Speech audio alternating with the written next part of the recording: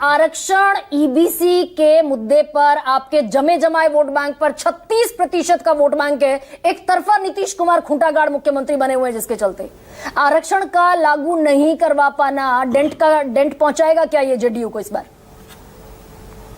छिटकेगा EBC? गरिमा जी, बहुत ही आदर और सम्मान से मैं आज आपसे आग्रह करूंगा कि मुझे थोड़ा सा बोलने के लिए वक्त दीजिएगा। बीच में इंटरप्ट नहीं करेंगे, ऐसी मुझे आशा है। हाँ, बताइए सर। अब हाँ, ठीक है। आज हमारे बिहार के निवासी सुकेश रंजन जी बहुत ही बढ़िया तरीके से समझा रहे थे और अपने राज्य के आदरणीय मुख्यमंत्री नीतीश कुमार जी को ढलान की ओर इशारा कर रहे थे। सुकेश जी, मैं जानता हूं कि आप आदरणीय मुख्यमंत्री नीतीश कुमार जी को बहुत इज्जत करते हैं, बहुत उनका सम्मान करते हैं।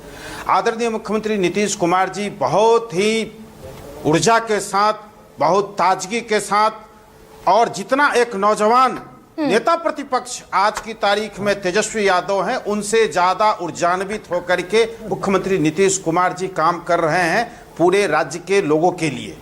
अब आपके प्रश्न पर मैं आता हूं।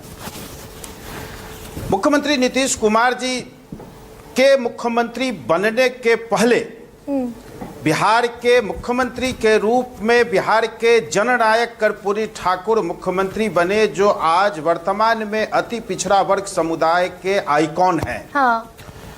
उन्होंने अपने मुख्यमंत्रित्व काल में पहली बार बिहार में अत्यंत पिछड़ा वर्ग को आरक्षण दिया।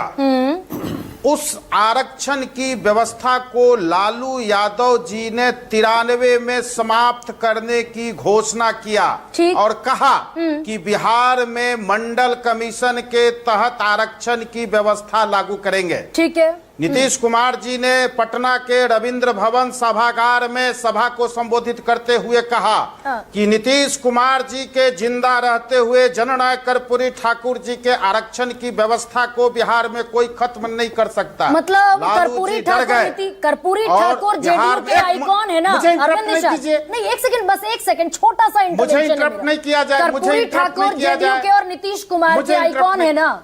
अरविंद जी, भाई आपके लिए जननायक है बिहार में कर्पूरी ठाकुर है और खड़े जिनके साथ हैं आप बीजेपी के साथ, वो जनसंघ गालियां देता हुआ दिखाई दे रहा था कर्पूरी ठाकुर को जब आरक्षण लागू हुआ। आप तो गाली देने वालों के साथ खड़े हैं कर्पूरी ठाकुर को। फिर मैंने आपसे आग्रह किया था कि मुझे बोलने दीजिए, उसके बाद आपका। नहीं सर, गाली देने वालों के साथ खड़े हैं कि नहीं खड़े हैं, इस पर जवाब देते हुए बढ़िए आगे। नहीं भाई, मैं आप इसी में मेरा समय आप खराब कर दे रहे हैं। आग्रह स्वीकार कर लीजिए, उसका जवाब दे देंगे। ठीक, okay Arvind ji, carry on. हाँ, धन्यवाद। तो लालू जी नीतीश कुमार जी की इस उद्घोषणा से डर गए और जननायक कर्पूरी ठाकुर के द्वारा प्रदत्त अत्यंत पिछड़ों का आरक्षण आज तक बदस्तूर जारी है। ठीक है, नंबर 1। नंबर 2, माननीय पटना उच्च न्यायालय ने अपने आदेश में कहा कि बिहार में पंचायती राज चुनाव में अत्यंत पिछड़ा वर्ग को आरक्षण सुनिश्चित करे बिहार सरकार, राबड़ी सरकार। पटना उच्च न्यायालय के आदेश की व्यवस्था को धत्ता बताते हुए राबड़ी सरकार सुप्रीम कोर्ट चली गई। सुप्रीम कोर्ट में जाने के बाद चुनाव होता है अत्यंत पिछड़ा वर्ग को बिना आरक्षण दिए हुए। उसके बाद नीतीश बाबू की सरकार 2005 में बनती है। जब सरकार बनी तो नीतीश कुमार जी ने पहला काम किया कि हम बिहार में पंचायती राज व्यवस्था में और नगर निकायों के चुनाव में हम 20% आरक्षण अत्यंत पिछड़ा वर्ग को देंगे। जब इससे संबंधित विधानमंडल में प्रस्ताव लाया जा रहा था, तो चूंकि विधानसभा में जनता दल यूनाइटेड और एनडीए को बहुमत था, विधानसभा में पास हो गया, लेकिन राष्ट्रीय जनता दल और कांग्रेस ने बहिष्कार किया। इस बिल को समर्थन नहीं दिया, बिल के खिलाफ हो गए। भाई आप चले गए अरविंद निषाद, इतनी पुरानी हिस्ट्री में मैं रीसेंट हिस्ट्री पूछ लूं आपसे। नहीं सर, अब ज्यादा हो रहा है। सुनिए, मेरे पास 3 और मेहमान हैं। अब रुकिए भाई, आपने पूरी कुंडली गिनवा दी ना कांग्रेस की और आरजेडी की आरक्षण विरोध की।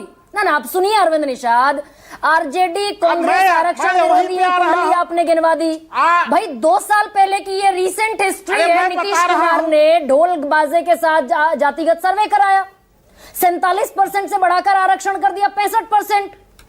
ओबीसी का, एससी का, एसटी का, ईबीसी का, उसमें आपके ईबीसी भी तो आते हैं।